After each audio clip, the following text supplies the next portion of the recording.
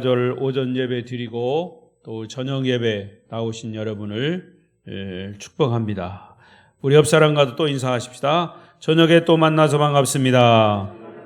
잘 오셨습니다. 은혜 많이 받으세요. 감사합니다. 고맙습니다. 사랑합니다. 축복합니다.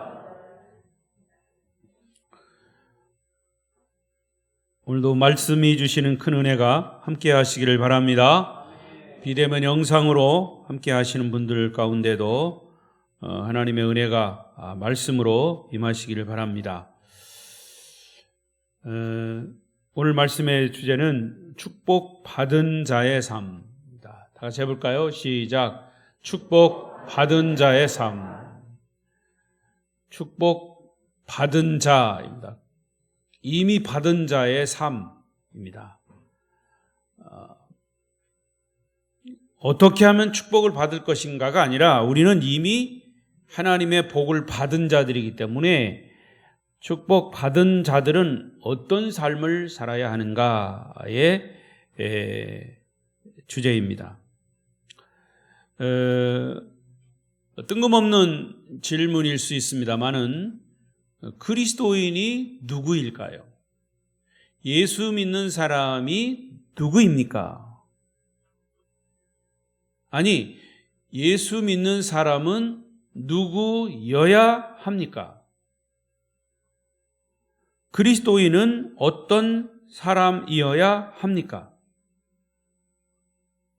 오늘날 믿지 않는 사람들에게 교회에 대해서 어떤 불만이 있느냐, 이런 조사를 한 어느 통계에 보니까 세 가지 압도적인 사실이 나타났습니다.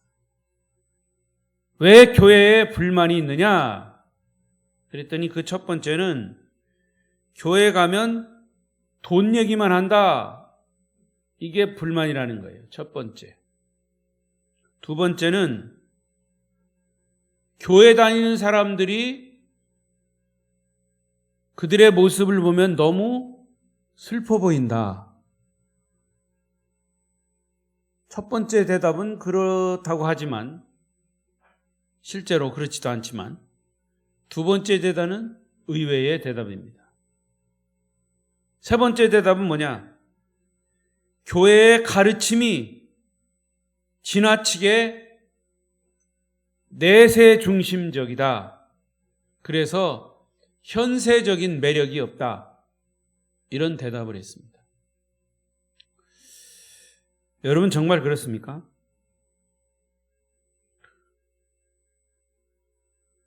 교회에 오면 맨날 돈 얘기합니까? 모르는 사람 얘기예요. 또 교인들 보면 슬퍼 보입니까?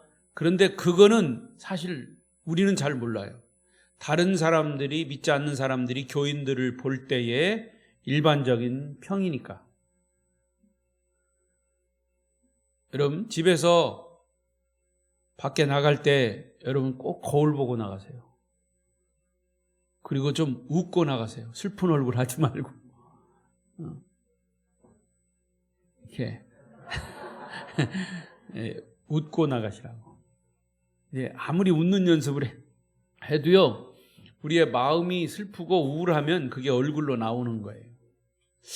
왜 이런 통계가 나왔는지 몰라요. 예수 믿는 사람들을 슬플까요? 오히려 기쁜데. 그리고 교회의 가르침이 지나치게 내세 중심적인가요? 죽으면 천국 갑니다. 예수 믿으면 천국 갑니다. 아마 이런 것 때문에 내세 중심적이라고 할 수 있어요. 그런데 천국은 죽으면 가는 곳이기도 하지만 천국은 예수님의 가르침대로 예수 믿고 구원받은 사람은 이 땅에서도 천국을 누릴 수 있어요. 그래서 슬프지 않아요. 아멘.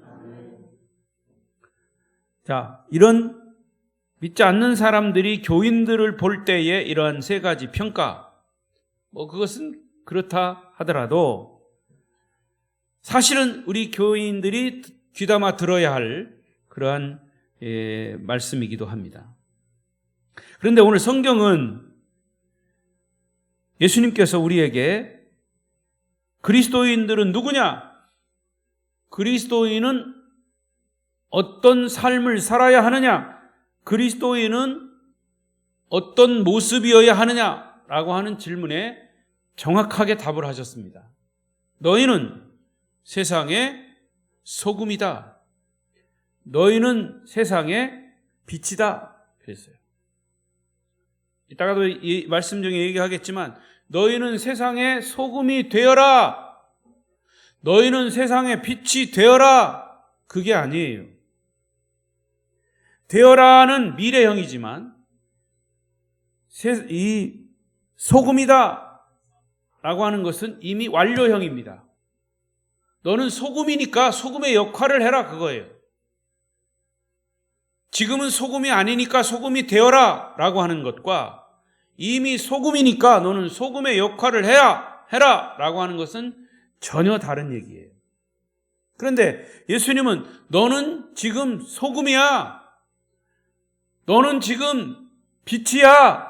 이렇게 아예 규정을 하셨어요. 자, 그렇다면 우리가 이미 소금이고 빛으로서, 다른 말로 말하면 구원받은 자로서, 하나님의 축복을 받은 자로서의 삶은 어떤 삶이어야 하느냐라는 얘기입니다. 어떤 삶이어야 할까요? 첫째, 그리스도인은 세상 속에서 사는 자입니다. 세상 속에서 살아. 말이 좀 이상하게 들릴지 모릅니다만 우리가 지금 세상 속에서 살지 어디 달나라에서 삽니까? 그런데 여러분, 우리 그리스도인들이 이 세상에 살면서도 어느 정도 마음적으로 심리적으로는 도피하고 있는, 이 세상에서 도피하고 싶은, 아니 이미 세상에서 떠나 있지 않은지 스스로 자문해 볼 필요가 있어요. 이것은 우리가 세상을 가까이 하면 세속에 물들 수 있다는 두려움 때문에 나는 세상 사람과 가까이 하지 않겠다라고 생각하면서 세상을 멀리합니다. 우리는 세상을 경계했고 세상과 거리를 두고 살려고 합니다. 틀림없어요. 그것도 맞는 말이에요. 도둑놈하고 같이 살면 도둑질하는 걸 배우게 돼요.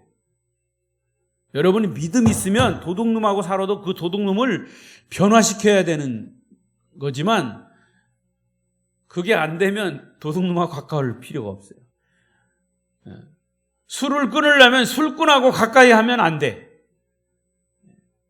아니면 내가 술을 안 먹으니까 그 술꾼을 변화시키든가 둘 중에 하나를 해야 되는데 이상하게요. 여러분, 하얀 그 물에다가 작은 먹물을 하나 딱 떨어뜨리면 물이 하얘집니까? 아니에요. 검해져요. 죄는 그런 습성이 있습니다. 나쁜 거는 빨리 배우게 돼 있어요. 자, 그럼에도 불구하고 예수님은 너희는 세상의 빛이라 이렇게 얘기했어요. 그래서 우리는 세상 속에서 사는 거예요. 그리스도인들이 사는 이 세상은 분명히 부패하고 죄악으로 어두운 세상은 틀림없어요. 그러나 부패하기 때문에 이 세상은 소금인 그리스도인들을 필요로 합니다. 어둡기 때문에, 죄악으로 어둡기 때문에 빛인 그리스도인들을 필요로 하고 있습니다. 부패한 곳에 또는 부패의 가능성이 있는 곳에 소금은 절대적으로 필요한 거죠. 어두운 곳에 빛은 반드시 필요합니다. 근데 아무리 빛이 밝아도 눈 감고 있으면 어두움이에요. 눈을 뜨세요. 자, 예수님 당시에요. 이 팔레스타인, 지금의 팔레스타인 마찬가지. 예수님 당시에 중동 국가에는 소금이 아주 비싼 가격으로 판매가 되었습니다. 소금은 그야말로 생명처럼 여기는 것이에요. 그 당시 로마 군인들은 월급을 줄 때 이따금 돈 대신 소금으로 줬다고 합니다. 옛날 우리가 이 쌀밥을 못 먹을 때 월급을 쌀가마니로 준 적이 있었죠? 장로님 그렇죠? 그런 적이 있습니다. 그 돈 대신 쌀이 더 귀하니까. 그것처럼 로마 군인들에게도 이 중동 지방에서 소금이 귀하니까 돈 대신 소금으로 월급을 줬어요. 그래서 우리가 재밌는 것은 직장인들을 영어로 뭐라고 그러냐면 셀러리맨이라고 그래요. 셀러리맨. 이 셀러리맨이라고 하는 말의 의미가 어디서 왔냐면 매달 직장에서 일하고 받는 월급을 셀러리라고 합니다. 셀러리. 그래서 셀러리맨, 월급을 받는 사람이라 하는 뜻인데, 이 셀러리라고 하는 말이, 영어의 셀러리라는 말이 어디서 왔냐? 썰트머니예요. 썰트머니, 소금 돈이라는 게. 썰트는 소금이고 머니는 돈이에요. 썰트먼, 이 썰트머니에서 셀러리가 나온 거예요. 그러니까 소금 돈이라고 하는 단어에서 이 셀러리맨이라고 하는 말이 나왔다 그 말이에요. 그런데 그 당시 로마의 욕 가운데 이런 욕이 있었다고 합니다. 예이 소금값도 하지 못하는 사람. 어디서 많이 들어봤던 얘기죠? 예이 밥값도 못하는 사람. 비슷한 말이에요. 그러니까 팔레스타인 같은 열대지방에서는 냉장시설이 없을 때 이 소금의 존재가 음식물의 저장 보관의 절대적인 요소입니다. 필요한 요소예요. 하지만 이 소금이 소금으로서의 역할을 하기 위해서는 창고에 처박혀 있어서는 안 돼요. 소금은 부패의 가능성이 있는 어디로 가야 합니까? 부패의 가능성이 있는 음식물에 뿌려져야 합니다. 그 음식이 썩는 것을 방지할 수 있기 때문이죠. 이것이 소금에 있어야 할 자리입니다. 지금 주무시는 분들은 지금 있어야 할 자리는 여러분 안방이에요. 또 어두운 곳에는 빛이 있어야 하는 것도 마찬가지예요. 여러분 오늘 교회에 나오실 때 어떤 마음으로 오셨습니까?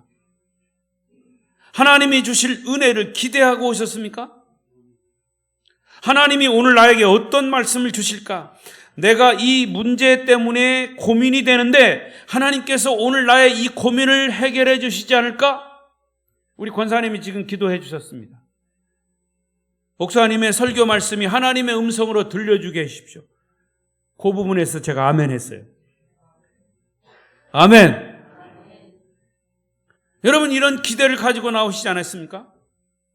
우리는 예배 드리기 위해서 교회로 나올 때 주님을 만나고 하나님의 임재를 경험할 것을 기대하며 나옵니다. 하나님을 만나고 예배에 대한 어떤 기대와 감격이 있습니다. 이와 마찬가지로 여러분 평일 직장에 출근할 때나 여러분이 일터에 갈 때 어떤 기대를 가지고 출근하십니까? 하나님이 오늘도 이 직장에서 나를 어떻게 사용하실까? 나를 통해서 하나님의 영광을 어떻게 드러내고 나를 사용하셔서 하나님의 임재를 나타내 주실까? 아마 이런 기대를 가지고 출근하고 일터에 가는 그리스도인들이 얼마나 될까? 우리 아름다운 교회 성도들은 모두 다일 것으로 믿습니다. 그래도 아멘 소리가 솔찬히 나오네요. 그죠? 한스 퀸이라고 하는 현대 신학자는 이런 말을 했어요.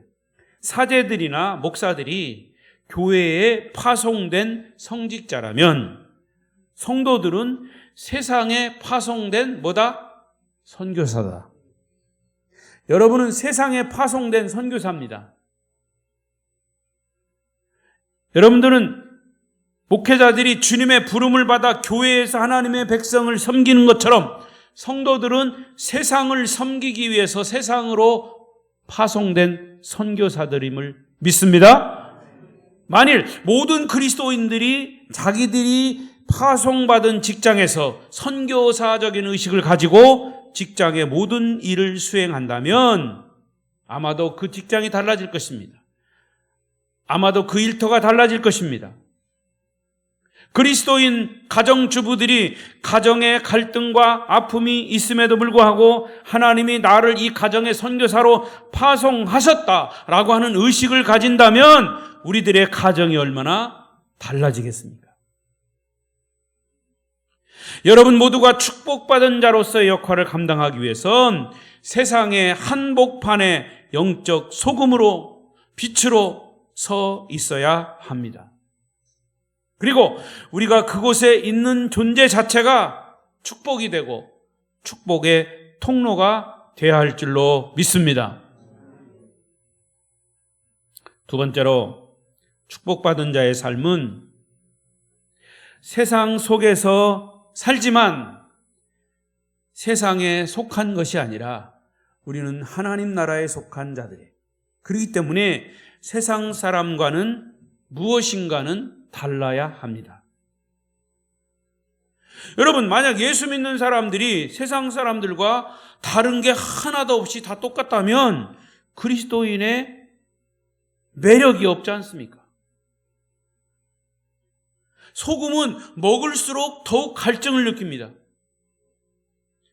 여러분이 그 자리에 없으면 주변의 사람들이 여러분에 대해서 갈증을 느끼고 찾고 또 찾아야 합니다. 여러분은 소금이니까. 싱거워도 소금을 찾아야 되고요. 갈증을 느껴도 소금을 찾아야 되고요. 자꾸 찾아야 돼요. 야, 이 모두가 다 의심스러운 사람밖에 없으니까 아무개 예수 믿는 집사지? 그 예수 믿는 집사 좀 데리고 와. 그 사람 믿을만 하더라. 이렇게 자꾸 찾는 사람이 돼야 돼요. 그게 바로 빛이고 소금이에요. 여러분이 바로 그곳에 있으므로 여러분 주변에 있는 사람들이 여러분 때문에 어떤 매력을 느끼고 있습니까?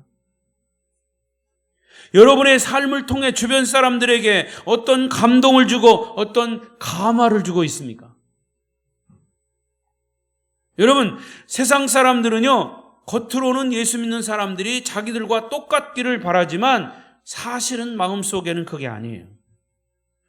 뒤에서 우리 그리스도인들을 평가할 때, 야, 예수 믿는 너는 좀 달라야 되지.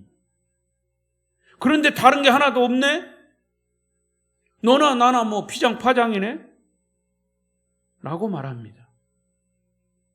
믿지 않는 친구들과 만났을 때도 왜 그들은 예수 믿는 집사 친구에게 꼭 술을 먹여야 직성이 풀리는지 몰라요.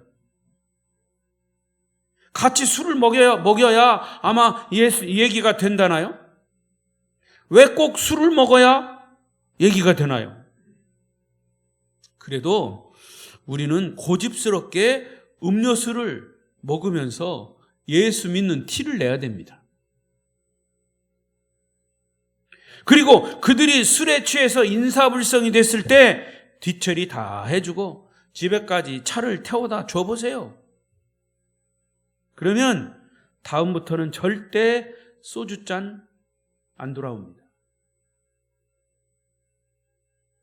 그러면서 뭐라고 얘기하냐? 야, 너만은 음료수 먹어라.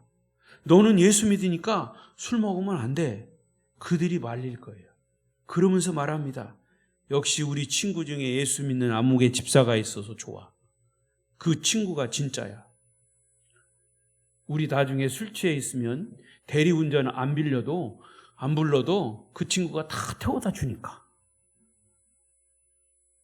좀 불편해도요, 그것은 헌신입니다. 그렇게 인정이 되는 겁니다. 그게 바로 빛이요 소금이 역할입니다. 사실 믿지 않는 그들은 어딘가 예수 믿는 사람들의 삶이 다를 것을 기대하고 있습니다. 기대치가 있습니다. 예수 믿는 사람은 다르잖아. 그 다른 것이 그들에게는 감동의 요인이 되는 겁니다. 할 짓 다 하고 똑같은 짓 다 하고 거짓말 다 하고 먹을 거 다 먹고 그들이 볼 때는 예수 믿어도 별 수 없네. 오히려 예수 믿는 아무개 집사는 그냥 술 먹으면 같이 취해가지고 난리 법석이요. 여러분, 다르다는 것은 도전이고 다르다고 하는 것은 그들의 삶 속에서 던질 수 있는 충격입니다. 예수님 당시에 팔레스타인에 나오는 소금은 두 가지 종류가 있어요. 하나는 지중해에서 나오는 바다소금, 지중해에서 나오는 바다소금이에요. 훨씬 비쌌고 구하기도 힘들었다고 합니다. 그래서 바다소금은, 그 지중해에서 나오는 바다소금은 꼭 음식물에 넣어서 먹는 소금이에요. 그 소금 맛이 쉽게 없어지지 않는다고 했습니다. 그런데 일반적으로 가정에서 쓰였던 소금, 가정에서 쓰이되 이것은 먹는 소금이 아니라 이 토양에 뿌려지는 소금입니다. 그거는 어디서 나오는 거냐면, 여러분, 이스라엘 저 남쪽으로 내려가면 사해 바다 있죠. 사해, 죽은 바다라고 하는. 거기서 나오는 소금은 질이 떨어지는 소금이에요. 사해 소금은 토양을 가꾸는데 밭에다 뿌리면 토질이 좋아진다고 합니다. 그래서 그 사해에서 나오는 소금, 보통 때는 괜찮은데 밭에 뿌려진데 우기가 돼서 비가 오면 그 소금은 다 빗물에 씻겨져 나가요. 그러면 그 땅은 모래밭이 되는 겁니다. 그야말로 쓸모없는 모래밭이 돼서 사람들의 발에 밟힐 뿐이니라. 아마도 예수님은 그런 소금의 유형을 두고 이런 말씀을 하신 겁니다. 거기에 배경을 두고 있죠. 맛을 잃어버린 소금, 존재의 가치를 잃어버린 소금, 발에 밟히는 무가치한 존재가 되고 마는 겁니다. 자, 그런가 하면 만약에 우리나라에 전력 공급이 끊어져 가지고 전력이 공급 안 된다, 그러면 온 나라가 암흑천지가 될 겁니다. 모두가 다 셧다운, 마비 상태가 될 겁니다. 전력을 공급하는 발전소가 그 역할을 다하지 못하면 무용지물이 되는 겁니다. 빛을 내야 하는 것이 빛을 내지 못하면 쓸모없는 거죠. 마찬가지로 이 땅에 그리스도인이 왜 존재해야 합니까? 그리스도인이 왜 살아야 합니까? 우리가 정말 오늘 이 사회, 이 직장, 이 가정에서 분명한 삶의 의미를 나타내야 하기 때문입니다. 소돔과 고모라 땅에 왜 유황불로 그 땅이 멸망했습니까? 하나님을 두려워하고 하나님 뜻대로 살아가는 의인, 그 의인이 뭐 굉장한 일을 꾸미고 굉장한 일을 해서가 아니라 그 의인, 그 존재 자체가 너무 소중하고 너무 필요한 의인, 그 의인 10명이 없어서 소돔과 고모라는 결국 하나님의 유황불에 멸망을 당한 것입니다. 우리 그리스도인들은 사람 됨이 달라야 합니다. 그리스도인이 세상 사람과 다르다라고 하는 것은 그리스도인이 세상에 있어야 할 이유인 것이죠. 그리스도인들은 하나님의 자존심입니다. 교회는 하나님의 자존심입니다. 세상 사람들이 아무리 뭐라 해도 교회는 존재해야 합니다. 이 세상에 교회를 아무리 핍박해도 2000년 역사 속에 교회는 무너지지 않았습니다. 그 말은 하나님은 무너지지 않았다는 겁니다. 하나님 살아계십니다. 예수 그리스도는 살아계십니다. 예수 믿는 사람이 잘못됐지 예수가 잘못된 건 아니에요. 예수 믿는 사람이 예수를 잘못 믿어서 그렇지 예수가 잘못된 건 아니에요. 그래서 예수 믿는 사람이 달라야 된다는 말입니다. 여러분, 사람이 마지막까지 지키는 것이 자존심이라고 그랬어요. 그래서 자존심이 상하면 기분 나쁘고 자존심에 금이 가면 일할 의욕도 나지 않아요. 자존심이 상하면 나중에는 부부간에도 막 싸우고 어떤 단체에서도 자존심을 상하게 만들면 서로 막 분노하고 싸웁니다. 그런데 교회는 내 자존심을 세우는 것이 아니라 하나님의 자존심을 세우는 것입니다. 그 말을 다른 말로 말하면 하나님의 영광을 나타내는 것이 교회입니다. 그렇다면 하나님의 자존심을 세우는 사람들이 누굽니까? 그리스도인들이어야 합니다. 그래서 여러분은 하나님의 자존심입니다. 우리 옆 사람이 그렇게 얘기하십시오. 옆 사람 쳐다보시고 졸면 깨우시고 당신은 하나님의 자존심입니다. 한 번 더.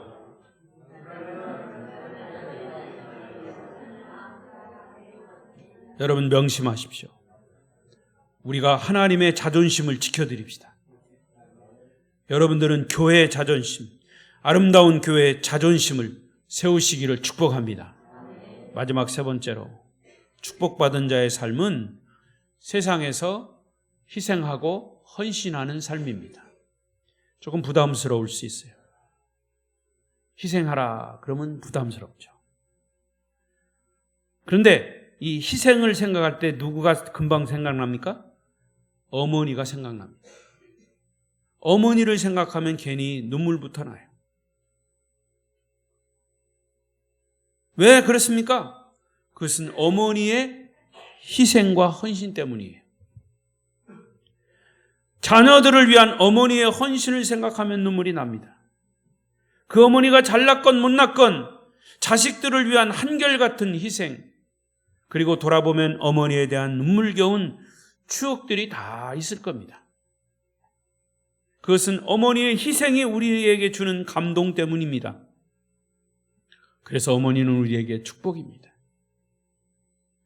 그 사랑과 그 은혜를 입고 살아가는 우리들, 자, 그렇다면 예수 그리스도의 십자가의 희생으로 우리는 구원받고 축복을 받은 우리 그리스도인들에게 주어진 그런 사명, 이것이 무엇입니까? 그것은 내가 또 다른 누군가에게, 이웃에게 복된 존재가 돼야 한다는 것이죠. 다음 세대, 우리의 이웃에게 내가 얼마나 복된 존재가 될 수 있느냐. 예수 믿으라고 소리치는 것도 좋습니다. 그러나 예수 믿으라고 소리치는 그 사람의 삶을 사람들은 봅니다. 예수 믿으십시오 소리치면 너나 잘해라 라고 할 수 있습니다. 그러나 예수 믿으십시오 라고 할 때, 저 사람처럼 살면 바뀌는구나,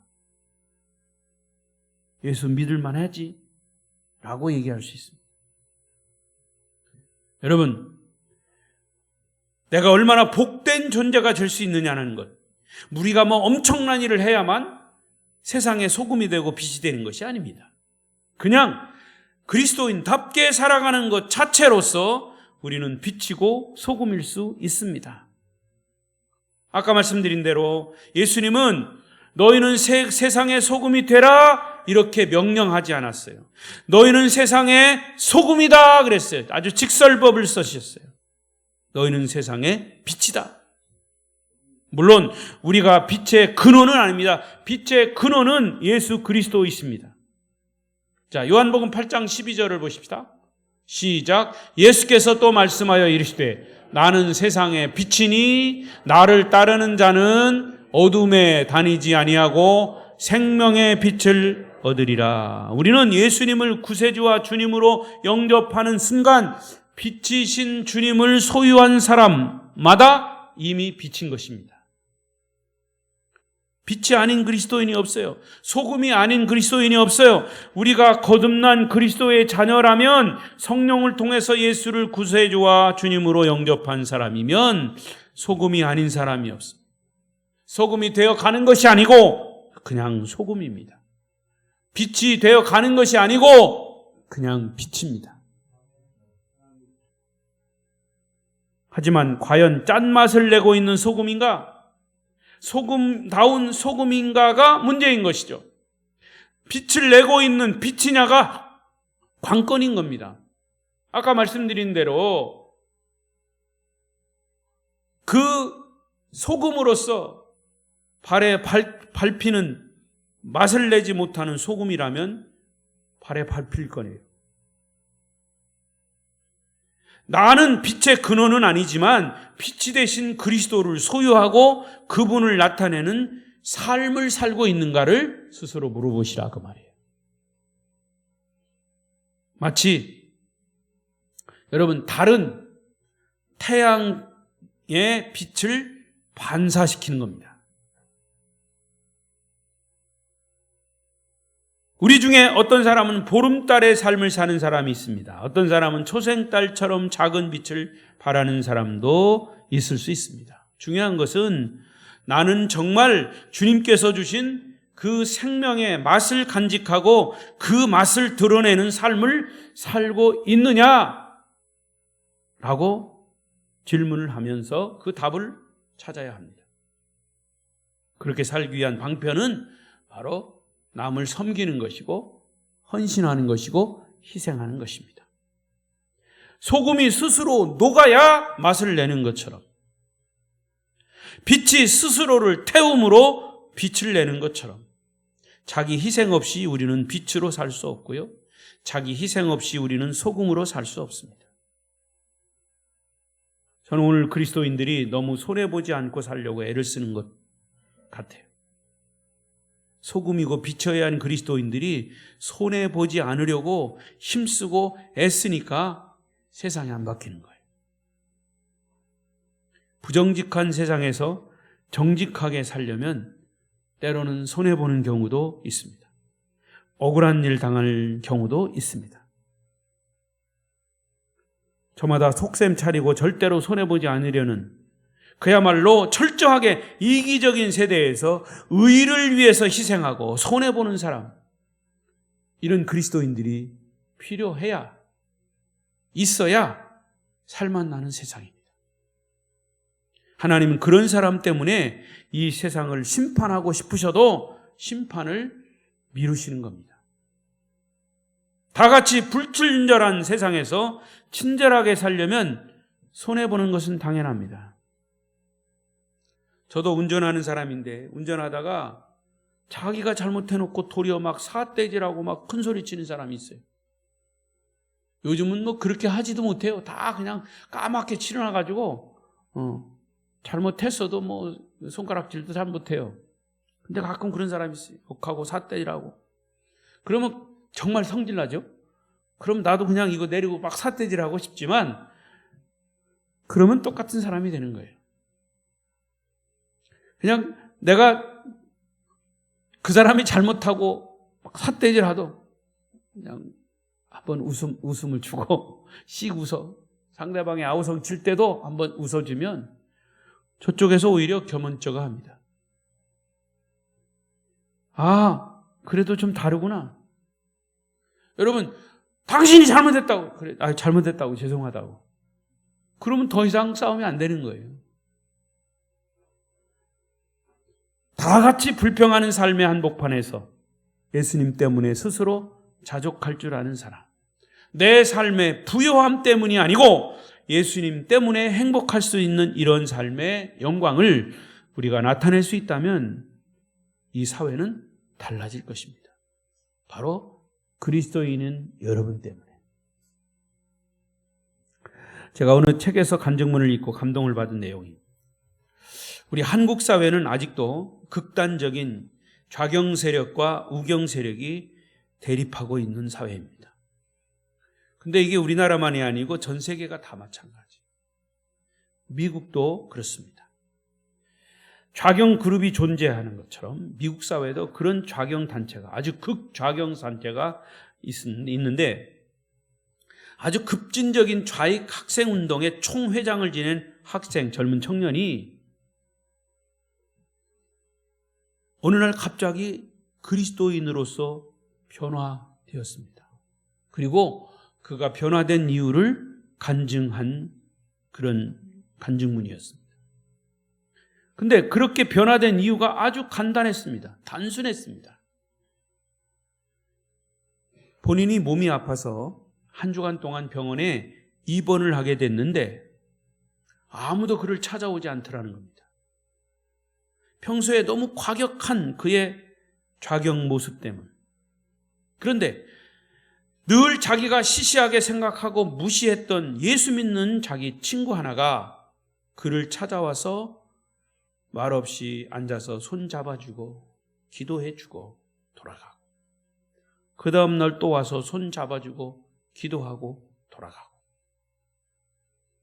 그가 일주일 동안 한 번도 하루도 빠짐없이 그렇게 한 주간 동안 병원에 와서 방문하고 기도하고 돌아갔더라고요.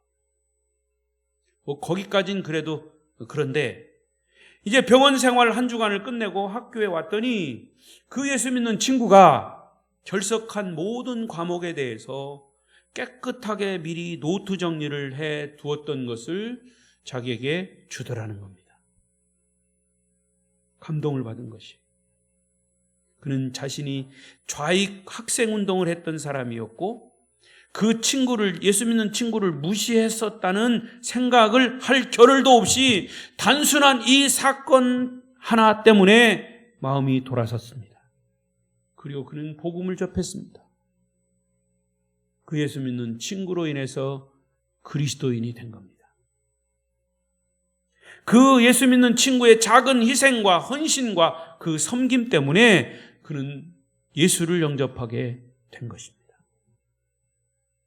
여러분, 이것이 바로 그리스도인의 빛이요 소금의 역할인 것이죠. 우리 그리스도인들이 크고 엄청난 일을 해서 사회를 바꿀 것이 아니라 날마다 살아가는 삶의 현장에서 작은 사랑의 실천이 이 사회를 변화시킬 수 있다는 증거입니다. 남들이 가까운 데 주차할 수 있도록 나는 좀 더 한적한 곳에 주차하고 조금 더 걸어오는 것이 때로는 역사를 바꿀 수 있습니다. 지나가면서 휴지 하나를 줍는 것도 이 사회를 바꿀 수 있습니다. 때로는 우리가 손해를 보고 때로는 희생을 하고 이웃을 말없이 섬기는 모습. 그래서 요한복음 12장 24절에 주님은 이렇게 말씀하셨죠? 요한복음 12장 24절 없습니까? 그 말씀에 보면 한 알의 밀알이 땅에 떨어져 어떻게 한다고 그랬어요? 죽지 아니하면 한 알 그대로 있고 죽으면 많은 열매를 맺느니라. 말씀을 맺겠습니다. 사랑하는 성도 여러분, 예수 그리스도의 십자가가 우리를 감동시키는 것은 십자가에서 자신의 생명을 주님이 희생하셨기 때문에 우리가 영원한 생명을 얻었고 구원을 받았습니다. 그렇다면 이미 우리는 복 받은 자들입니다. 은혜 받은 자들입니다. 이제 우리의 희생과 헌신은 이웃을, 이 사회를 바꿀 수 있는, 변화시킬 수 있는 그런 그리스도인의 모습이어야 할 것입니다. 여러분들은 하나님의 자존심입니다. 아름다운 교회 성도들은 하나님의 자존심입니다. 여러분 모두 축복을 받은 자의 삶을 이 땅에서 소금과 빛으로 사심으로 이 사회를 변화시키는 주인공들 그리고 축복의 통로가 되시기를 축복합니다. 축복합니다. 기도하겠습니다. 통성으로 기도하십시다. 하나님의 자존심됨을